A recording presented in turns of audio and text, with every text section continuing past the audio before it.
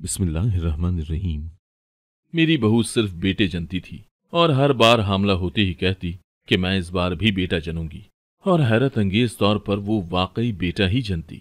यूं दूर दूर से हामला औरतें मेरी बहू से अपने पेट की मालिश करवाने आती। अगर मुझे उस वक्त बहुत हैरत होती, जब बहू की डिलीवरी का वक्त होता तो वो दाई तक को कमरे से बाहर निकाल देती और शौहर को दरवाजे पर पहरा देने के लिए खड़ा कर देती। तब मेरा बेटा भी किसी को दरवाजे के पास से गुजरने तक न देता, और कुछ देर बाद बहू खुद ही चलती हुई बाहर आती और शौहर की गोद में बच्चा रखती। इस बार मैंने सोच लिया था कि मैं बहू के कमरे में छुप जाऊंगी। यूं चुपके से डिलीवरी वाले दिन बहू की चारपाई के नीचे लेट गई। कुछ देर बाद मेरी जान निकल गई जब मैंने देखा कि बहू का तो अपना। मेरे बेटे इमरान की शादी को 4 बरस का अरसा बीत चुका था, मगर मैं अभी तक इस बात की मुंतजिर हूं कि मेरे घर में कोई नन्हा सा वजूद किलकारियां भरे। मगर ऐसा मुझे होता नजर ही नहीं आ रहा था, क्योंकि इन 4 बरसों में मेरी बहू ने कोई डॉक्टर नहीं छोड़ा था। आज सुबह से मुझे उस करमजली पर बहुत गुस्सा आ रहा था, क्योंकि मेरी बहन चौथी बार दादी बन चुकी थी। जब मेरी बहू पाकीज़ा मेरे लिए रात का खाना लेकर आई तो मैं गुस्से से बोली, बहू, मैं अपने बेटे इमरान की दूसरी शादी हर सूरत करके रहूंगी। बेहतर यही है कि तुम इमरान को राजी करो दूसरी शादी के लिए, क्योंकि वो तुम्हारी बहुत सुनता है। पाकीज़ा हैरत से मेरी तरफ देखने लगी थी। वो बोली, क्यों अम्मी, मुझसे ऐसी क्या खता हो गई है? मैं फुनकार कर बोली, तुम्हारी शादी को 4 साल हो गए हैं, मगर तुमने अभी तक मुझे औलाद की खुशखबरी नहीं सुनाई। वो बजाय गुस्सा करने के मुस्कुरा कर बोली, अम्मी जी, आप भी तैयारियां पकड़ लें, क्योंकि आप बहुत जल्दी दादी बनने वाली हैं। मैं एकदम से हक्का बक्का बैठी रह गई थी। मैं बोली, ये तुम क्या कह रही हो? पाकीज़ा मुस्कुरा कर बोली, अम्मी जी, मैं बिल्कुल ठीक कह रही हूँ। मैं जल्दी से उठ गई थी और पाकीज़ा को गले लगाकर उसका माथा चूम डाला था। इतने में इमरान भी अपने कमरे से बाहर आ गया था। उसने जब ये मंजर देखा तो बहुत खुश हुआ था। वो बोला, आज सूरज मगरिब से निकला है क्या? मैंने इमरान को आड़े हाथों ले लिया था। मैं बोली, तुम तो बहुत बड़े छुपे रुस्तम निकले। तुम बाप बनने वाले हो, मगर तुमने मुझसे ये खबर अब तक छुपा कर रखी हुई है। मेरी बात सुनकर वो बेतहाशा हैरान हुआ था। वो बोला, पाकीज़ा, अम्मी ये क्या कह रही हैं? मैं बहुत परेशान हो गई कि शायद मेरी बहू ने मुझे उल्लू बनाने की कोशिश की थी और मैं सच में उसके दाम में आ गई थी। मैं हक्का बक्का पाकीज़ा को देखने लगी तो वो बोली, जी इमरान, अम्मी सच कह रही हैं। इतना कहकर वो अपने कमरे में चली गई थी, जबकि मैं और इमरान एक दूसरे को देखते रह गए थे। पाकीज़ा अपने कमरे से चंद कागजात उठा लाई थी। वो बोली, अम्मी ये देखें, मेरी प्रेगनेंसी की रिपोर्ट्स। मैंने वो कागज जल्दी से हाथ में पकड़ लिए थे, मगर चूंकि मैं पढ़ी लिखी ना थी, इसीलिए समझ न सकी कि उस रिपोर्ट में क्या लिखा हुआ है। मैंने वो रिपोर्ट इमरान की तरफ बढ़ा दी थी। वो भी बहुत बेसब्रा हुआ जा रहा था, इसलिए उसने वो रिपोर्ट्स जल्दी से मेरे हाथ से ले ली थी। इमरान रिपोर्ट पढ़ रहा था, जबकि मैं उसका चेहरा पढ़ने की कोशिश कर रही थी। उसके चेहरे पर एक रंग आ रहा था और एक रंग जा रहा था, यहाँ तक कि उसका चेहरा बेहद जर्द पड़ चुका था। फिर उसने अपना चेहरा ऊपर उठाया और बोला, जी अम्मी, पाकीज़ा दुरुस्त कह रही है, आप सच में दादी बनने वाली हैं। इतना कहकर वो अपने कमरे में चला गया था। मैं पाकीज़ा से बोली, ये तो बहुत खुशी की बात है, फिर इमरान खुश क्यों नहीं हुआ? वो मुस्कुरा कर बोली, अम्मी, इमरान को लगता है कि अगर हमारे यहाँ बच्चा पैदा हो गया तो हम दोनों एक दूसरे से दूर हो जाएंगे। उनकी ख्वाहिश तो थी कि औलाद हो जाए, मगर अब जब सच में ये वक्त आया है तो वो जिम्मेदारी से घबरा गए हैं। मगर आप बिल्कुल भी परेशान ना हो, आहिस्ता आहिस्ता वो ठीक हो जाएंगे। मैंने भी सर झटक दिया था कि ये इन दोनों मियाँ बीवी का मामला है। मेरे लिए तो बस इतना ही काफी था कि मैं दादी बनने वाली थी। हम दोनों सास बहू एक साथ बैठकर खाना खाने लगी थी। मैं बोली, बहू, 4 साल बाद खुशखबरी दे रही हो तो यूं ना हो कि बेटी पैदा कर डालो। वो मेरी तरफ देखकर मुस्कुरा दी और बोली, शर्तिया बेटा ही होगा। इस बात से मेरे दिल को बहुत ढारस बन गई थी। अब मेरी बहू भी खुश खुश रहने लगी थी, मगर बहू के कमरे से अक्सर लड़ाई झगड़े की आवाजें आने लगी थी। उन आवाजों से मैं बस इतना ही समझ पाई थी कि दोनों मियाँ बीवी बच्चे की वजह से झगड़ रहे हैं। मुझे इमरान पर बहुत गुस्सा आ रहा था कि उसकी बीवी में ऐसे भी क्या सुरखाब के पर लगे हुए हैं जो वो अपनी बीवी के दूरी के डर से बच्चा ही नहीं चाहता। ये तो अच्छा हुआ कि पाकीज़ा ने मुझे माँ बनने की खुशखबरी सुना दी थी, क्योंकि मैं तो उसे इस घर से चलता करने की सोचे बैठी थी। मुझे तो पाकीज़ा पहले दिन से ही नापसंद थी। मुझे आज भी याद है, 4 बरस कबल जब हर तरफ धुंध ही धुंध थी, हद्दे निगाह सिफर होकर रह गई थी। उस दिन मेरा इमरान सुबह से घर से निकला हुआ था और अब रात के 10 बजने वाले थे, मगर उसका कुछ अता पता नहीं था। मैं उसकी फिक्र में घुल घुल कर खत्म होती जा रही थी। फोन भी बंद था उसका। मैं आयतल कुर्सी का विर्द करती रही थी। रात के 10 बजे होंगे जब घर का दरवाजा खुला। हमारे घर की चाबी या तो मेरे पास थी या फिर इमरान के पास। मैं समझ गई थी कि इमरान घर वापस आ गया है। मेरा दिल जरा पुरसुकून हो गया था। थोड़ी देर बाद इमरान जब लाउंज में आया तो उसके साथ एक लड़की भी थी। ये मंजर देखकर तो मैं सकते में ही आ गई थी। रात के 10 बजे यूं लड़की के साथ घर आने का मतलब मैं बखूबी समझ चुकी थी। मैं गुस्से से बोली, इमरान ये कौन है? वो बहुत खुश नजर आ रहा था। मुस्कुराकर बोला, अम्मी ये मेरी बीवी है। मैंने आज इसके साथ निकाह कर लिया है। मुझे लगा था कि जमीन आसमान की हरकत चंद लम्हों के लिए रुक सी गई थी। थोड़ी देर बाद जब मैं होश में आई तो मैंने इमरान के मुंह पर थप्पड़ दे मारा था। मैं बोली, तुमने ये क्या गिरी हुई हरकत की है? तुम जानते नहीं हो क्या कि किसी की बेटी यूं घर से भाग जाए तो वो रुसवा होकर रह जाते हैं। चलो ये तो हुई बेशर्म, तुम ही कुछ हया कर लेते। इमरान बोला, अम्मी ऐसा कुछ भी नहीं है जैसा आप समझती हैं। पाकीज़ा को मैं पिछले 2 बरस से जानता हूँ। हम दोनों एक दूसरे से बहुत मोहब्बत भी करते हैं। इसके वालिदैन इसके बचपन में ही इंतकाल कर चुके थे। तब से पाकीज़ा अपने मामू के घर रह रही है। वो इसे रहने के लिए जगह तो देते हैं, लेकिन इसके साथ जानवरों से बदतर सुलूक भी करते हैं। इसके मामू का नशई और जुआरी बेटा इस पर आशिक था, मगर वो इसके साथ शादी करने के बजाय दस्तदराजी करने की कोशिश करने लगा था। इसकी मुमानी हर बात से वाकिफ थी, मगर फिर भी कभी अपने बेटे को समझाने या रोकने की कोशिश नहीं की थी। कल फिर उसने जब कोशिश करना चाही तो पाकीज़ा ने खुद को कमरे में बंद कर लिया और मुझे फोन करके सारी बात बता दी। इसीलिए आज हमने निकाह कर लिया है। मेरे घर की 4 दीवारी में मेरी बीवी की इज्जत तो महफूज रहेगी ना। मैं गुस्से से बोली, इमरान तुम इस जैसी बेहया लड़कियों को जानते नहीं हो। जिस तरह तुम्हें अपने दाम में फंसाया है बिल्कुल वैसे ही उसे भी फंसाया होगा, मगर जब उससे दिल भर गया तो उस पर इल्जाम लगा दिया। तब मेरे सामने इमरान तन गया था। वो बोला, अम्मी आज तो आपने ऐसी बात कर दी है, मगर आइंदा मैं आपके मुंह से अपनी बीवी के मुतालिक ऐसी कोई बात ना सुनूं। इसने भी घर छोड़ा है, मैं भी आपका ये घर छोड़ जाऊंगा। मैं तो इमरान की जुर्रत देखकर हैरान रह गई थी, इसीलिए कड़वा घूंट पीकर चुप कर गई थी। लेकिन मैंने दिल ही दिल में ठान लिया था कि इसे मैं सुकून से रहने नहीं दूंगी। मैंने अपनी बहू के हर काम में नुक्स निकाले थे, बात बेबात बातें भी सुनाई, मगर वो चुप ही रही थी। मेरी बहुत इज्जत भी करती थी, लेकिन मैंने उसे दिल से कभी भी कबूल नहीं किया था। और जब उसके यहाँ औलाद भी पैदा नहीं हो रही थी तो मैंने सोच लिया था कि उसे तलाक दिलवाकर अपनी पसंद की लड़की ले आऊंगी। मगर आज उसने मुझे औलाद की भी खुशखबरी सुना दी थी। अब मैं उसे घर के काम न करने देती थी। एक दिन पाकीज़ा मेरे पास आई और बोली, आजकल मेरी तबीयत बहुत खराब रहती है। किसी भी वक्त हमारे घर में नन्हे मेहमान की आमद हो सकती है। इस बात को 3 दिन गुजर गए थे, मगर अभी तक कोई बच्चा पैदा नहीं हुआ था। चौथे दिन मेरी बहू की तबीयत बहुत खराब हो गई। मैं इमरान से बोली, जल्दी से गाड़ी निकालो, बहू को अस्पताल लेकर जाना है। मेरी बात सुनकर मेरी बहू मुस्कुरा दी और बोली, आपको क्या लगता है कि मैं बहुत नाजो नाम से पली हूँ? सच तो ये है कि मैंने आज तक अस्पताल की शक्ल तक नहीं देखी। आज भी मैं अस्पताल नहीं जाऊंगी, मैं अपना बच्चा घर पर ही जनूंगी।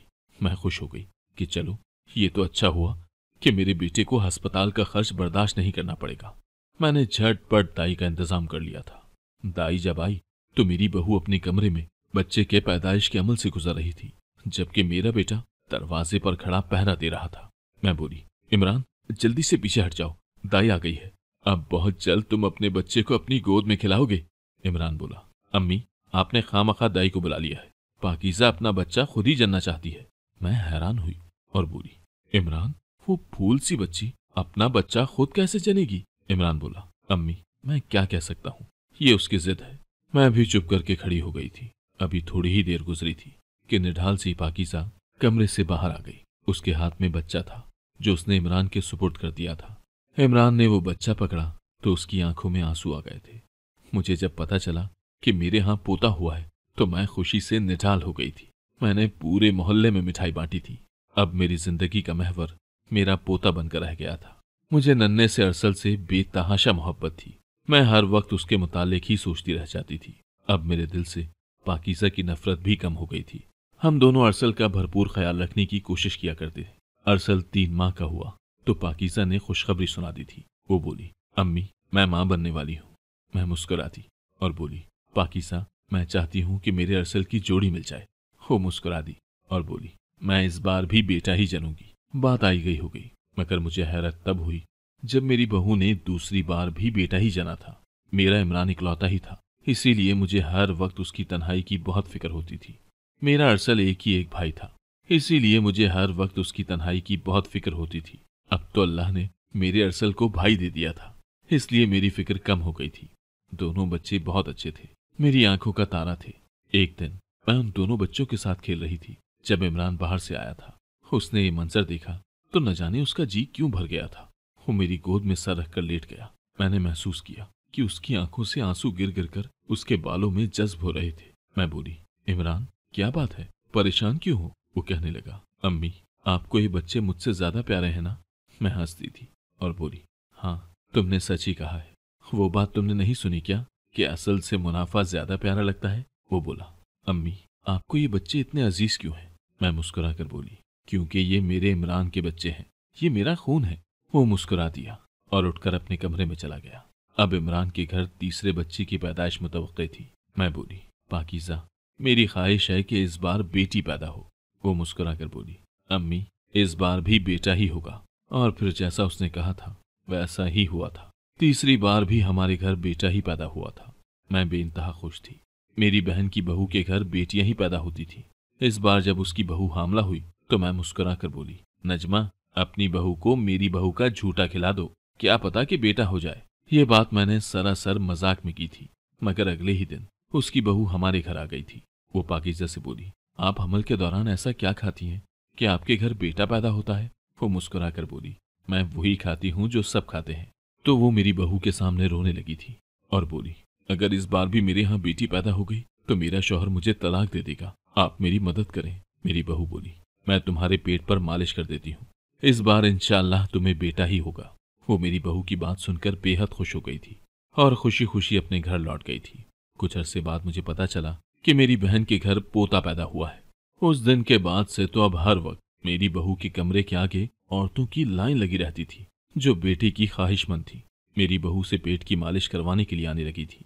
वापस जाते हुए वो मुट्ठी भर कर पैसे मेरी बहू को दे जाया करती थी। उसके पास जो भी औरत आई उसने बेटा ही जना था। मेरी बहू के पास पैसों की रेलपेल हो गई थी। मैं भी लालच में आ गई थी। मैंने सोचा कि मैं ये देखूंगी कि मेरी बहू किस तरह उन औरतों की मालिश करती है जिससे उनके यहाँ बेटा पैदा हो जाता है। एक दिन जब एक औरत मेरी बहू से मालिश कराने गई तो मैं भी छुपकर मालिश देखने लगी थी। मेरी बहू बहुत आम से तरीके से उस औरत की मालिश कर रही थी, लेकिन उसने हाथ में तेल की जो शीशी पकड़ी थी वो बहुत खास थी। मैं समझ गई कि सारा खेल उस तेल का ही है। उसी की बदौलत मेरी बहू भी बेटे जनती है और दूसरी औरतों को भी बेटा हो जाता है। एक दिन मेरी बहू बाजार गई हुई थी। एक लड़की मेरी बहू से मालिश कराने आई थी, मगर बहू घर पर मौजूद नहीं थी। मैंने उस मौके का फायदा उठाया और अपनी बहू के कमरे से तेल चुराकर उस लड़की के पेट की मालिश करती थी। वो मेरे हाथ पर हजार हजार के कई नोट रख गई थी। मैं बेइंतहा खुश हो गई थी। जब मेरी बहू घर वापस आई तो मैंने उससे इस बात का तस्करा नहीं किया कि आज हमारे घर एक औरत मालिश करवाने आई थी। थोड़ी ही देर गुजरी तो मेरी बहू बोली, अम्मी मैं हामला हूँ। मैं खुश हो गई थी। मैं इसी दिन की मुंतजिर थी कि मेरा घर बच्चों से भर जाए। यूं ही वक्त गुजरता गया। एक दिन हमारे घर के दरवाजे पर दस्तक हुई। एक लड़की हमारे घर में दाखिल हो चुकी थी। वो बहुत बिफरी हुई थी। वो गुस्से से बोली, तुम लोगों को शर्म आनी चाहिए। किस तरह से तुम लोगों ने बच्चों वाली बात को मजाक बना रखा है। ये कोई बात हुई क्या? ये कहकर मेरे पेट की मालिश कर दी कि बेटा होगा, मगर मेरे घर तो फिर से बेटी पैदा हो चुकी है। मेरे पैसे निकालें आप लोग। मेरी बहू आगे बढ़ी और बोली, ये क्या कह रही हो तुम? मैंने तो तुम्हें पहले कभी नहीं देखा, आज पहली बार देख रही हूँ। तब वो लड़की बोली, तुमने नहीं, इस औरत ने मेरे पेट की मालिश की थी। उसकी नजरें मुझ पर थी। पाकीज़ा मुस्कुराने लगी और अपने कमरे से लाकर उस लड़की के हाथ पर पैसे रख दिए। वो गुस्सा करती हुई अपने घर चली गई। पाकीज़ा बोली, अम्मी आप मेरा तेल तो चुरा कर इस्तेमाल कर सकती हैं, मगर मेरे हाथ तो नहीं ले सकती ना। आइंदा कोई लड़की मालिश करवाने आए तो उसे मेरे पास भेज दीजिएगा। मैं चुप कर गई थी। इस बार भी मेरी बहू का यही दावा था कि वो बेटा ही जनेगी, मगर मुझे न जाने उस पर शक क्यों हो गया था। इसलिए मैंने सोच लिया था कि इस बार जब मेरी बहू बच्चा जनेगी तो मैं उसकी निगरानी करूंगी और देखूंगी कि आखिर वो करती क्या है। कुछ अरसा बीत गया। अब मेरी बहू बड़ी मुश्किल से पेट पर हाथ रखकर चलती थी। उसके पेट की उठान से ये लगता था कि अब बच्चा जना कि जब जना। मैं बहुत चौकस थी। यूं एक दिन मेरी बहू की तबीयत बहुत ज्यादा खराब थी। मैं समझ गई कि आज हमारे घर चौथा शहजादा आ जाएगा। इसीलिए मैंने मौका पाकर खुद को बहू के बेड के नीचे छुपा लिया था। अभी आधा घंटा ही गुजरा था कि मेरी बहू कमरे में दाखिल हो चुकी थी। उसने कमरे की कुंडी चढ़ा ली थी। मैं आवाजें सुन सकती थी, कुछ देख तो नहीं सकती थी क्योंकि मैं तो बेड के नीचे छुपी हुई थी। मेरी बहू दर्द से कराह रही थी। मैंने जल्दी से अपना सर बेड के नीचे से निकालकर झांकना चाहा तो मेरा दिल धक से रह गया था, क्योंकि मेरी बहू तो बड़े आराम से सोफे पर बैठी थी और वक्फे वक्फे से आवाजें निकाल रही थी, जबकि उसके पास एक छोटी सी टोकरी पड़ी हुई थी। मैं ये देखकर हैरान थी कि मेरी बहू का पेट तो कमर से लग चुका था। मेरा दम घुटने लगा था। मेरी बहू ये क्या खेल खेल रही थी? उसने मुझे और मेरे बेटे को धोखे में रखा हुआ था। थोड़ी ही देर गुजरी थी कि उस टोकरी में से बच्चे के रोने की आवाज आने लगी थी। मेरी बहू जल्दी से उठी और एक कुशन को उठाकर कमीज के अंदर पेट वाली जगह पर रख दिया और दरवाजा खोलकर बच्चा मेरे बेटे के हाथ में थमाकर बोली, ये रहा आपका और मेरा बेटा। मैंने जल्दी से खुद को बेड के नीचे से निकाला था और वावेला करने लगी थी। इमरान और पाकीज़ा मुझे देखकर डर गए थे। मैं बोली, तुम्हारी बीवी तुम्हें धोखा दे रही है। ये इतना बड़ा पेट मटकाकर फिरती है। ये तो हकीकत में कुशन है। इसको अभी तलाक देकर मेरे घर से निकाल दो। मैं इस हराफा का वजूद अपने घर में बर्दाश्त नहीं कर सकती। तब इमरान बोला, अम्मी, आप मेरी बीवी की तौहीन मत करें। मेरी पाकीज़ा तो बहुत अच्छी और बहुत अफजल है। मैं तो कभी इसके मकाम पर पहुंचने का सोच भी नहीं सकता। अम्मी, जब मेरी शादी हुई तब मुझे ये राज मालूम नहीं था। शादी के बाद 4 साल तक मेरी पाकीज़ा बच्चे के लिए दवाइयां खाती रही थी। एक दिन कहने लगी, इमरान, मुझे डॉक्टर ने कहा है कि मैं अपने साथ अपने शौहर को लाऊं। वो हमारे कुछ टेस्ट करेंगी और फिर उसके हिसाब से दवाइयां देंगी। मुझे कोई एतराज नहीं था, इसीलिए मैं पाकीज़ा के साथ चल पड़ा था। एक दिन आपने मुझे बताया कि मैं बाप बनने वाला हूँ। मैं हैरान रह गया और पाकीज़ा जब रिपोर्ट्स लेकर आई तो उस पर साफ साफ लिखा था कि मैं बाप नहीं बन सकता। अम्मी, मुझ पर तो सख्ता तारी हो गया था। मैंने पाकीज़ा से कह दिया था कि तुम मुझसे तलाक लेकर चली जाओ और कहीं और घर बसा लो। किसी ऐसे इंसान से शादी कर लो जो तुम्हें औलाद की खुशी दे सके। तब पाकीज़ा बोली, इमरान, मैंने आपसे सच्ची मोहब्बत की है। मैं आपको छोड़कर कहीं नहीं जा सकती। मैं सारी जिंदगी आपके संग गुजारूंगी। बात औलाद की है तो हम यतीम खाने से बच्चे अडॉप्ट कर लेंगे। यूं हम दोनों ने यतीम खाने से 4 बच्चे अडॉप्ट कर लिए थे। मैंने पाकीज़ा से कहा कि हम एक बेटी को भी अडॉप्ट कर लेते हैं, मगर ये ना मानी और बोली कि बेटी के बहुत ज्यादा हुकूक होते हैं। मुझे डर है कि अगर मैं वो हुकूक पूरे ना कर सकी तो अल्लाह को क्या शक्ल दिखाऊंगी। तभी पाकीज़ा बोली, अम्मी, ना तो मेरी मालिश में किसी किस्म का कमाल है और ना ही मेरे तेल में। हकीकत तो ये है कि मैं हर उस औरत के लिए जो मेरे पास अपने पेट की मालिश करवाने आती थी, उसके लिए सदक़े दिल से दुआ करती थी कि इस औरत को औलादे नरीना अता फरमा दे। और मेरा रब हर बार मेरी दुआ कबूल कर लेता था। शायद इसलिए कि मुझे वो औरतें जो भी पैसे देकर जाया करती थी, मैं उनसे यतीम खाने में मौजूद बच्चों के लिए चीजें ले जाया करती थी। इमरान बोला, अम्मी, पाकीज़ा ने आपके ऐबदार बेटे का पर्दा रखा है, वरना आज मैं सर उठाकर चल ना पाता। उन दोनों की बातें सुनकर मैं तो दंग रह गई थी। क्या कोई इतना भी अच्छा हो सकता है, इतना भी अफजल हो सकता है जितनी मेरी बहू थी? मुझे अपने बेटे इमरान की किस्मत पर रश्क आ रहा था। कैसी हीरे जैसी बीवी मिली है उसे। अगर आपको आज की कहानी पसंद आई है तो वीडियो को जरूर लाइक कीजिएगा और अपने दोस्तों के साथ भी शेयर कीजिएगा। और हाँ, अगर आपने अभी तक हमारा चैनल सब्सक्राइब नहीं किया तो जरूर सब्सक्राइब करें। मिलते हैं कल एक नई और दिलचस्प कहानी के साथ। अल्लाह हाफिज।